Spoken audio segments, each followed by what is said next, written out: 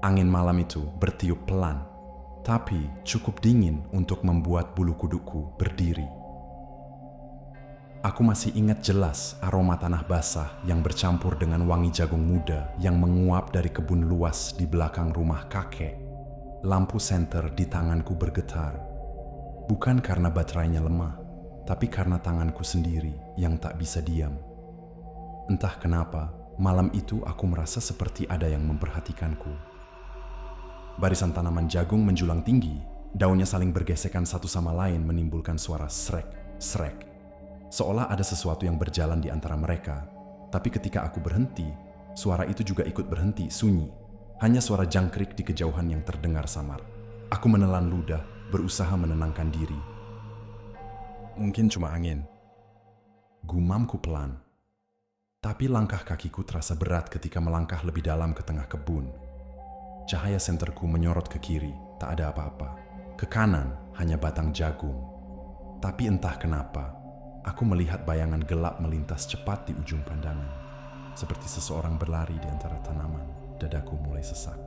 Aku mencoba memanggil. "Siapa di sana?"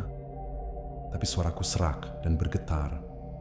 Tak ada jawaban, hanya suara desir. Daun yang kembali terdengar, kini lebih dekat, lebih cepat. Aku mulai berjalan mundur perlahan. Tapi tiba-tiba, dari arah belakangku terdengar suara napas panjang, berat, dalam, dan panas di tengkukku. Senter di tanganku langsung kupalingkan ke belakang, kosong. Tapi ketika cahaya itu menyorot ke tanah, aku melihatnya, jejak kaki, tapi bukan jejak manusia. Bentuknya panjang, seolah seperti tangan dengan jari-jari yang menancap di tanah. Suara tawa lirih tiba-tiba menggema di antara tanaman jagung. Bukan tawa manusia, tapi seperti suara yang serak dan bergetar, memantul di segala arah. Aku tak tahu harus lari kemana. Setiap arah sama gelap, padat, dan penuh bayangan. Malam itu, untuk pertama kalinya, aku sadar kebun jagung kakek bukan tempat yang sepi seperti yang kukira. Ia hidup, ia menyimpan sesuatu, dan malam itu, sesuatu itu sedang memperhatikanku. Namaku Raka. Aku lahir dan besar di kota, tapi setiap libur panjang aku selalu pulang ke desa, ke rumah kakek di lereng bukit. Di sanalah, di sebuah desa kecil yang dikelilingi kebun jagung luas, semua ini terjadi. Rumah kakek tampak sederhana, berdinding papan, beratap seng, tapi selalu hangat karena kakek orangnya ramah dan suka bercerita. Malam-malam di sana selalu tenang, tak ada suara kendaraan, tak ada cahaya lampu kota, hanya suara serangga, jangkrik, dan sesekali lolongan anjing dari kejauhan. Tapi malam itu berbeda. Dari jendela kamar, aku bisa melihat kebun jagung di belakang rumah bergoyang pelan diterpa angin.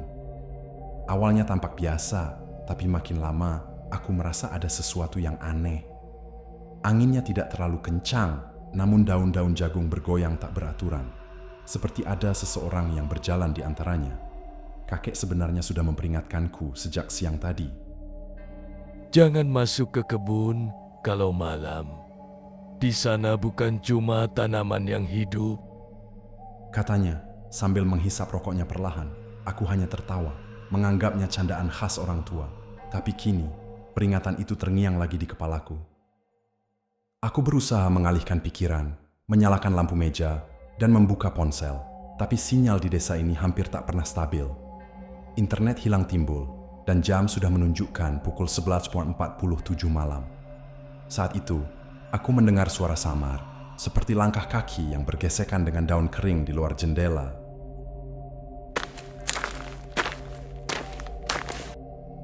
Aku diam, suara itu makin jelas. Awalnya aku pikir itu kucing, tapi langkahnya terlalu berat, terlalu pelan dan ritmis, seperti seseorang yang berjalan sengaja agar terdengar. Aku menempelkan telinga ke jendela kayu, berusaha memastikan, tapi begitu aku mendekat, sesuatu mengetuk jendela dari luar. Aku tersentak mundur. Lampu di kamarku berkedip sebentar lalu mati. Hening. Aku menyalakan senter ponsel dan mendekat perlahan. Kaca jendela berembun. Tapi di embun itu, terlihat seperti bekas sidik jari. 5 jari panjang, seolah menekan kaca dari luar. Aku menahan napas, jantungku berdetak kencang. Dari kejauhan, ku dengar suara kakek batuk di kamarnya, lalu terdiam lagi. Tak ada tanda kehidupan lain. Tapi dari luar, samar-samar aku mendengar sesuatu. Suara perempuan, lirih, berbisik, seperti memanggil namaku. Raka. Suara itu pelan, tapi jelas. Aku terpaku. Tak mungkin. Tak ada orang lain di luar. Kebun jagung di belakang rumah luasnya hampir 1 hektar. Dan tak ada rumah tetangga yang dekat. Tapi suara itu memanggil lagi, lebih lembut. Raka, sini. Entah kenapa, ada sesuatu di dalam diriku yang membuat langkahku bergerak. Aku membuka pintu kamar dan berjalan menuju pintu belakang rumah. Suara itu kini terdengar dari arah kebun jagung, menyatu dengan desir angin malam. Aku menatap gelapnya kebun yang hanya disinari cahaya bulan. Separuh daun-daun bergoyang lembut, tapi di antara bayangan itu, aku melihat siluet seseorang berdiri di ujung kebun, menghadap ke arahku. Tanpa sadar, aku melangkah 1 langkah ke depan, 1 langkah lagi, hingga aku sadar aku sudah di ambang kebun jagung yang tadi siang terasa biasa saja, tapi kini terasa hidup, seolah memanggilku masuk. Dan di sanalah semuanya benar-benar dimulai. Langkah kakiku terasa berat saat menapaki tanah yang lembab. Bau tanah bercampur jagung muda menyeruak kuat. Tapi entah kenapa malam itu aromanya berbeda, lebih menyengat, seperti wangi bunga layu yang lama tak tersentuh angin. Aku membawa senter kecil dari dapur. Sinarnya menembus barisan jagung tinggi yang berdiri rapat seperti dinding. Angin malam menyelinap di sela batangnya, menimbulkan suara yang seolah-olah berbisik di telingaku. Suara itu berulang-ulang, tak pernah seragam, seperti ada yang mengikuti langkahku dari sisi lain kebun. "Siapa di sana?" Tanyaku. Suaraku nyaris tak terdengar karena udara yang mulai menekan. Tak ada jawaban, hanya bunyi daun yang bergesekan, dan aku yakin suara napas lirih di antara tanaman. Aku menyorotkan senter ke kanan, kosong, ke kiri, kosong. Tapi ketika aku menyorot ke depan, sekilas aku melihat sesuatu. Sebuah bayangan hitam melintas cepat di antara batang-batang jagung, meninggalkan daun-daun yang bergoyang kuat. Aku terpaku. Rasanya waktu berhenti sesaat. Aku berusaha menenangkan diri, tapi tanganku gemetar hebat. Aku melangkah lagi, makin dalam. Suara jangkrik perlahan lenyap, digantikan keheningan yang menakutkan. Bahkan suara langkahku sendiri seolah diserap oleh tanah. Tiba-tiba, dari arah belakang, terdengar suara klik, seperti ranting patah diinjak sesuatu. Aku membalikkan badan cepat, senterku menyorot liar ke segala arah. Tidak ada siapapun, tapi di tanah, kulihat jejak kaki kecil, seperti telapak anak-anak. Padahal tak mungkin ada anak di kebun jam segini. Dadaku mulai sesak, aku ingin berbalik. Tapi dari arah depan terdengar suara perempuan lagi. Kali ini lebih jelas. Raka, sini. Suaranya lembut, tapi menggema aneh, seolah berasal dari berbagai arah sekaligus. Aku menelan ludah, langkahku goyah. "Siapa kau?" Tanyaku pelan, tak ada jawaban, hanya tawa kecil, pelan. Seperti tawa anak kecil menahan geli, tawa itu berhenti tiba-tiba, lalu muncul bisikan halus di dekat telingaku. Kau lihat aku? Aku menoleh spontan ke kanan, tapi tak ada siapapun, hanya daun jagung yang bergoyang pelan, dan di antara celah batangnya, aku melihat mata, 2 mata merah kecil, menatapku dari kegelapan. Aku mundur beberapa langkah, tapi kakiku terperosok ke tanah yang becek. Senterku jatuh, cahayanya berputar-putar di tanah, memantulkan bayangan aneh di sekitarku. Dan di saat itu, aku melihatnya, sosok kecil, bertubuh kurus, rambut panjang menutupi wajah, berjalan perlahan di antara batang-batang jagung menuju ke arahku. Aku tak tahu harus lari atau berteriak. Tubuhku kaku. Sosok itu berhenti di beberapa meter di depanku. Tangan kirinya terkulai panjang ke tanah. Sementara dari ujung jarinya menetes sesuatu yang gelap, entah tanah basah atau sesuatu yang lain. Suara napasnya berat, disertai suara geraman lirih seperti dari tenggorokan yang tersumbat. Aku berusaha mengambil senter yang terjatuh, tapi ketika cahayanya kembali mengarah ke depan, sosok itu sudah tidak ada daun kosong, hanya jagung yang bergoyang pelan. Aku membeku beberapa detik, lalu tiba-tiba daun-daun di sekelilingku bergerak liar, seperti ada banyak tangan yang menggapai dari segala arah. Aku menjerit dan berlari sekuat tenaga ke arah rumah, menerobos batang-batang jagung tanpa peduli luka di tanganku. Sampai di halaman belakang rumah, aku langsung menutup pintu keras-keras. Nafasku terengah, tubuh gemetar, keringat dingin membasahi leher.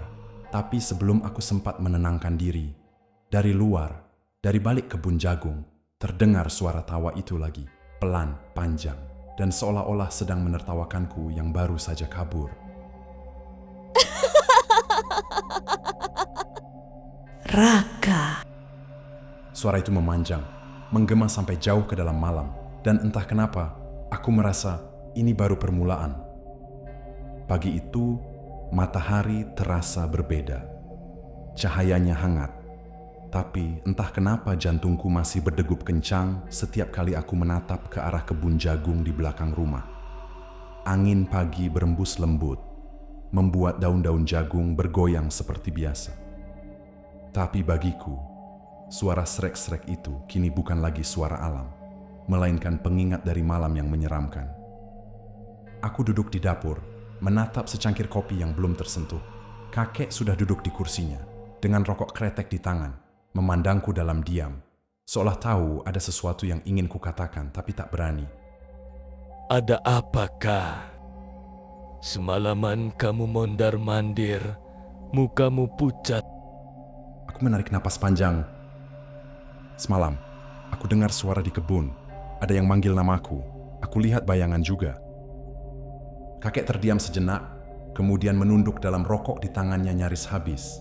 Tapi belum sempat ia hisap lagi. Sudah kakek bilang, kebun itu bukan tempat biasa. Maksud kakek? Ia menatap ke arah kebun yang terlihat dari jendela dapur. Tatapannya kosong, tapi penuh beban. Dulu, sebelum kamu lahir, tanah di belakang itu milik keluarga tetangga. Ada seorang perempuan muda, anak pemilik tanah itu. Namanya Sari. Ia rajin, baik, sering bantu kakek waktu musim panen. Tapi suatu malam, dia hilang tanpa jejak. Aku menelan ludah. Orang-orang cari berhari-hari, tapi yang ditemukan cuma sepatunya, satu pasang di tengah kebun. Sejak itu, tanah itu dibiarkan kosong beberapa tahun. Tapi setelah pemiliknya meninggal, keluarga mereka menjual tanah itu pada kakek. Kakek tanami jagung karena tanahnya subur. Tapi sejak itu selalu ada yang aneh. Aku merinding. Kadang ada suara perempuan nyanyi di malam hari. Kadang ada anak kecil yang bilang, "Lihat tante jagung di antara tanaman." Ia berhenti sejenak, menatapku serius. Kamu dengar suaranya juga ya? Aku mengangguk perlahan. Iya, dia manggil namaku. Tapi kakek, kenapa bisa begitu? Entahlah kah, tapi kakek rasa roh itu belum tenang. Dulu katanya Sari disukai seseorang, tapi lamaran ditolak keluarganya.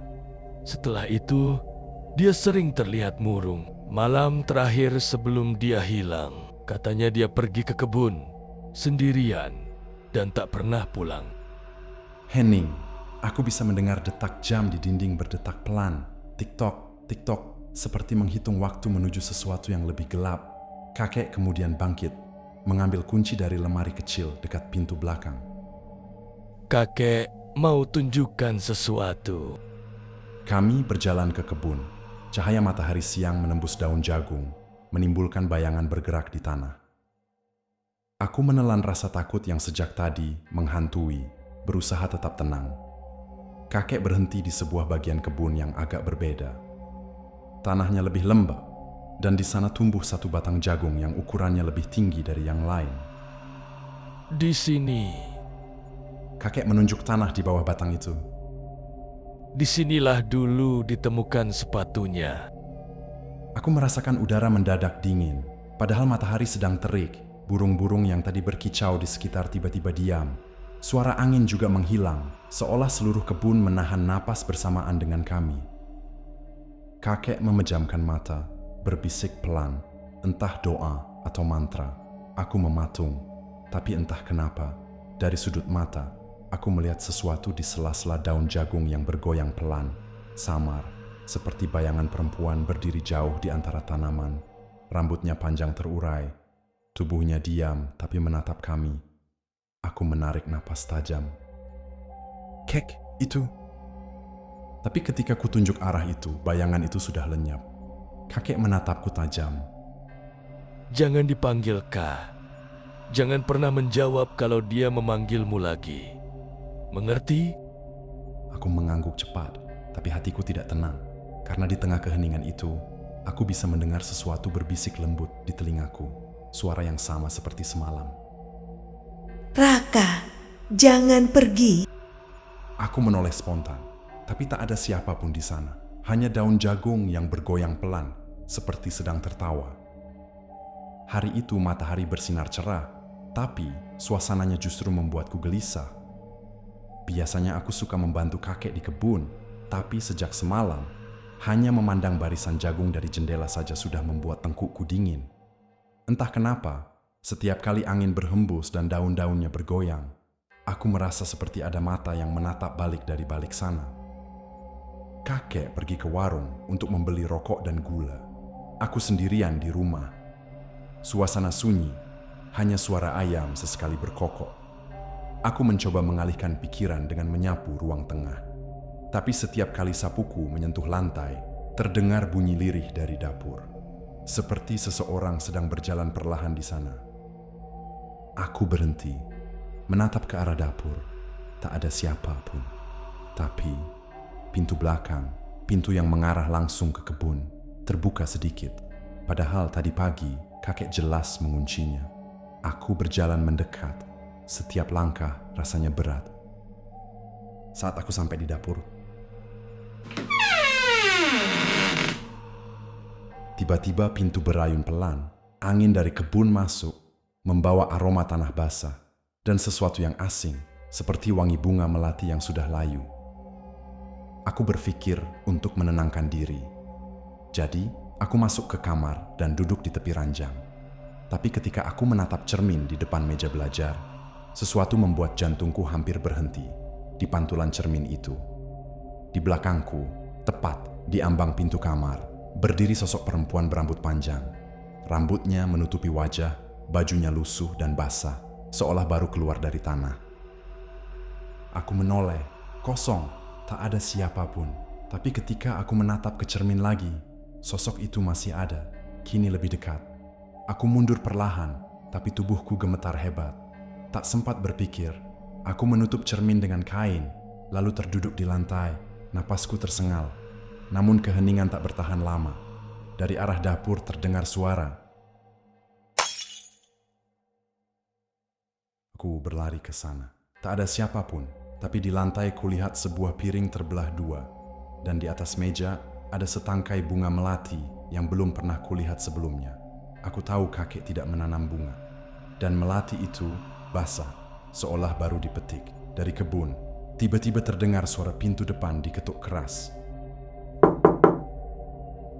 Aku langsung berlari membukanya, dan ternyata kakek berdiri di sana, menatapku dengan wajah kaget. Kak, kamu kenapa? Mukamu pucat banget. Sambil masuk cepat, aku menunjuk bunga di meja. Itu Kek, itu dari mana? Aku sendiri di rumah tapi tiba-tiba... Kakek menatap bunga itu lama, lalu menarik napas berat. Itu melati liar. Cuma tumbuh di satu tempat, di bawah batang jagung tinggi itu. Aku terdiam. Suasana mendadak terasa dingin. Kakek mendekat, mengambil bunga itu dengan hati-hati, lalu membungkusnya dengan kain putih. Dia datangkah? Dia mulai mendekat. Aku tak sanggup bicara apa-apa. Tapi di detik itu, aku tahu, apapun yang ada di kebun jagung itu, kini sudah tidak hanya tinggal di sana. Dia sudah masuk ke rumah, dan aku bisa bersumpah, malamnya nanti, dia akan kembali. Malam itu, udara terasa lebih dingin dari biasanya. Langit tertutup awan tebal, dan hanya samar cahaya bulan yang menembus celah-celahnya. Rumah kakek terasa sunyi, bahkan suara jangkrik pun tak terdengar. Seolah semua makhluk menahan napas, menunggu sesuatu yang akan datang. Aku berbaring di ranjang, mencoba tidur, tapi mataku tak bisa terpejam. Setiap kali aku mulai memejamkan mata, suara itu muncul lagi. Samar pelan, tapi jelas, tangisan perempuan.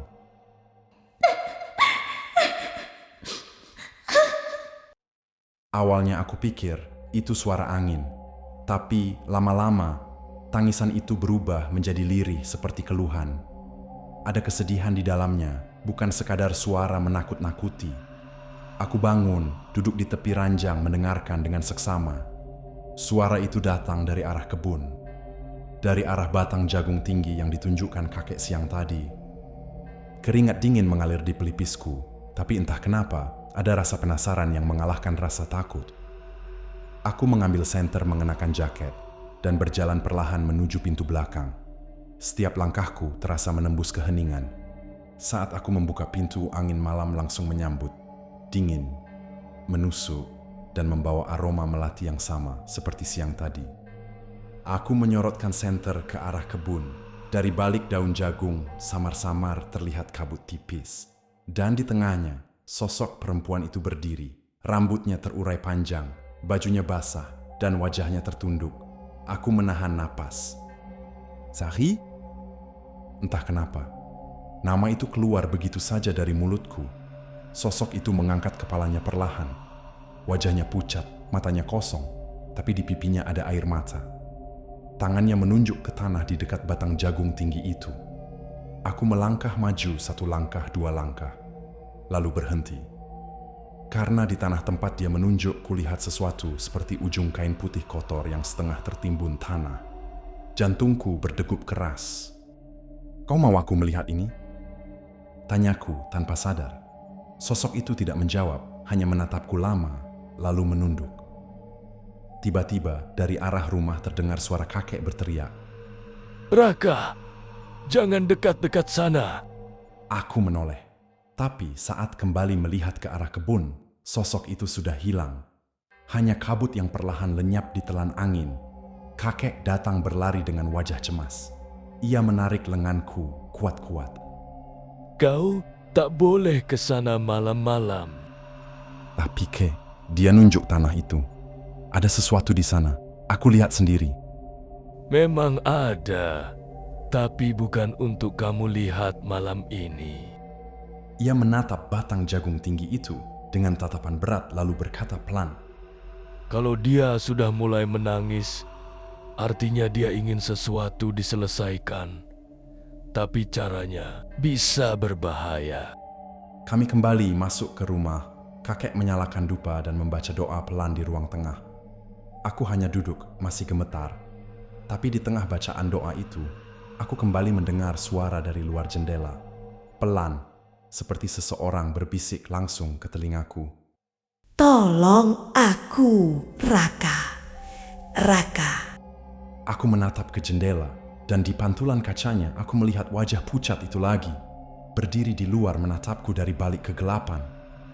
Aku menjerit kecil, tapi kakek langsung menepuk pundakku. Tenangkah, dia tidak ingin menyakitimu. Dia ingin bicara. Tapi kita harus tahu dulu, apa yang membuatnya tak bisa pergi. Aku menatap kakek, tubuhku masih gemetar, dan di luar daun-daun jagung mulai bergoyang sendiri meski tak ada angin. Malam itu, aku sadar, ini bukan sekadar gangguan, ini adalah panggilan dari arwah yang terjebak antara dunia yang tak terlihat, dan aku, entah kenapa, menjadi bagian dari kisahnya. Keesokan paginya, suasana rumah terasa berat. Tidak ada kicauan burung, tidak ada suara ayam. Udara terasa lebih lembab, seperti setelah hujan. Padahal semalam langit kering. Sejak pagi, kakek hanya duduk di kursi rotannya, menatap kosong keluar jendela ke arah kebun jagung. Aku tahu pikirannya masih di sana. Begitupun aku. Aku tak bisa melupakan tatapan sosok itu. Matanya, air matanya, dan isyaratnya yang menunjuk ke tanah. Ada sesuatu yang dia ingin tunjukkan, sesuatu yang tertinggal. Menjelang siang, kakek akhirnya membuka suara. Kan nanti sore kita ke kebun itu lagi, tapi kamu harus janji. Jangan bicara kalau mendengar suara aneh, jangan menatap apapun yang tidak terlihat jelas. Aku hanya mengangguk. Kakek memejamkan mata sebentar, lalu mengangguk pelan. Kita harus tahu apa yang sebenarnya dia mau. Arwah yang menangis tidak akan diam sebelum kebenaran ditemukan. Menjelang sore, kami membawa cangkul dan lampu Petromax. Langit mulai berubah jingga, dan suara serangga mulai bermunculan. Angin bertiup lembut, tapi hawa di sekitar kebun terasa berat dan dingin. Setiap kali kami melangkah, daun-daun jagung bergoyang pelan, seolah menyambut kami. Kakek berhenti di depan batang jagung tertinggi, tempat di mana kemarin aku melihat sosok Sari menunjuk. Di sini, kamu pegang lampunya. Aku menggenggam Petromax erat-erat, mencoba menahan gemetar di tangan. Kakek mulai mencangkul pelan, suara cek, cek.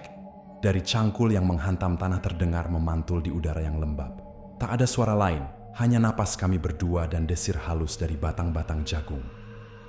Setelah beberapa kali cangkul menembus tanah, bau anyir samar mulai tercium. Aku menutup hidung, tapi kakek terus menggali. Tiba-tiba, suara logam mengenai sesuatu yang keras. Kami berhenti. Kakek berjongkok membersihkan tanah dengan tangan. Di bawah cahaya lampu, terlihat potongan kain putih yang sudah kotor dan rapuh, lalu tulang. Kakek menarik napas panjang, lalu menatap ke arah langit yang mulai gelap. Inilah yang dia ingin tunjukkan. Mayatnya tak pernah ditemukan. Hanya sepatunya. Rupanya dia terkubur di sini. Aku menelan ludah, mencoba menahan gemetar. Tapi tiba-tiba, udara di sekitar kami berubah. Angin berhenti, hening total.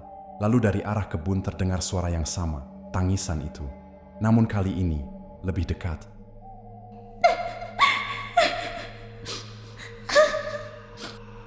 Aku menatap ke sekeliling, tapi tak ada siapapun. Hanya bayangan tinggi dari daun jagung yang menari di dinding tanah. Tapi di sela-sela bayangan itu, aku melihat siluet perempuan berdiri di sisi batang jagung lain.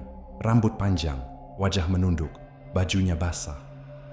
Dia tidak lagi menakutkan seperti sebelumnya. Tangannya terulur, menunjuk ke arah lubang yang baru kami gali. Air matanya jatuh perlahan ke tanah. Kakek memejamkan mata dan berdoa lirih. Kalau kau memang Sari, pergilah dengan tenang. Kami sudah tahu kebenarannya. Kami akan bantu semampunya. Angin berembus lagi, Bonsi kali ini lembut. Suara tangisan perlahan berubah menjadi helaan. Napas panjang seperti seseorang yang akhirnya lega.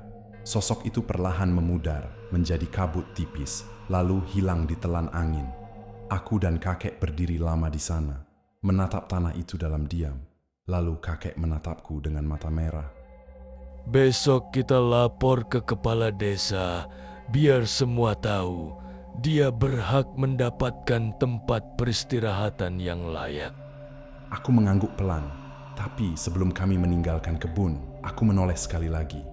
Dan entah kenapa, di antara batang-batang jagung, aku melihat satu bunga melati mekar sempurna, wangi. Tenang, malamnya rumah kami kembali terasa hangat. Tidak ada lagi suara tangisan, tidak ada lagi bisikan, tapi di telingaku, suara lembut itu masih terngiang pelan, seperti ucapan terima kasih. Terima kasih, Raka. Sudah 3 bulan berlalu sejak malam itu, malam di mana semuanya berakhir dengan tangis dan doa panjang di bawah cahaya lilin. Aku masih tinggal di rumah yang sama, tapi kebun jagung itu Kini hanya tinggal tanah kosong. Setelah kejadian itu, kakek menebang seluruh tanaman jagung dan menaburkan garam serta air doa di setiap sudut tanahnya. Sejak hari itu, tak ada lagi suara tangisan di malam hari. Tak ada lagi aroma melati yang menyusup tanpa izin. Hanya sepi, tapi sepi yang kali ini terasa menenangkan. Namun ada satu hal yang tak pernah hilang. Setiap kali aku lewat di tepi kebun itu, terutama menjelang sore, aku masih bisa merasakan hawa dingin di tengkuk. Kadang, dari sudut mataku, terlihat sekelebat bayangan putih di antara batang pohon pisang yang tumbuh liar di sana. Bukan menakutkan, tapi seperti seseorang yang sedang menatap dari kejauhan, memastikan semuanya baik-baik saja. Kakek jarang bicara soal kejadian itu lagi. Ia hanya bilang, Kalau kau mendengar sesuatu dari arah kebun, cukup jawab dalam hati, "Aku tahu kau di sana." Semoga Allah memberimu tempat yang tenang. Jangan panggil, jangan dekati. dan aku menuruti nasihat itu. Malam-malamku kini kembali normal. Tapi terkadang, ketika angin berhembus lewat jendela kamar dan membuat tirai bergoyang samar-samar, tercium lagi wangi melati. Aku tidak takut lagi, justru ada rasa iba. Seolah dia hanya ingin diingat bukan sebagai sosok menakutkan, tapi sebagai jiwa yang dulu tersesat di antara waktu. Beberapa hari lalu, seorang tetua kampung datang ke rumah. Ia membawa kabar bahwa di masa lalu kebun itu dulunya pernah jadi tempat seorang gadis ditemukan meninggal karena disembunyikan oleh keluarganya sendiri setelah hamil di luar nikah. Mayatnya dikubur diam-diam di antara tanaman jagung. Aku langsung teringat pada nama yang pernah disebut kakek waktu itu, Sari. Nama yang keluar dari mulutnya saat malam penuh ketegangan itu. Semuanya seolah terhubung. Dan aku yakin, dialah yang datang malam itu, meminta agar kisahnya tak terkubur bersama tubuhnya. Kini aku sering duduk di tepi kebun yang sudah menjadi dataran kosong. Di sana, aku berdoa, pelan menatap langit sore yang berubah jingga. Kadang, aku merasa ada angin lembut lewat, dan suara samar berkata, Terima kasih. Suara itu selalu datang bersamaan dengan aroma melati yang tipis, lalu menghilang perlahan seperti kabut disapu mentari. Sejak itu aku percaya, tidak semua gangguan dari makhluk halus berarti kebencian. Kadang, itu adalah permintaan terakhir dari jiwa yang ingin ditemukan, diingat, dan diampuni.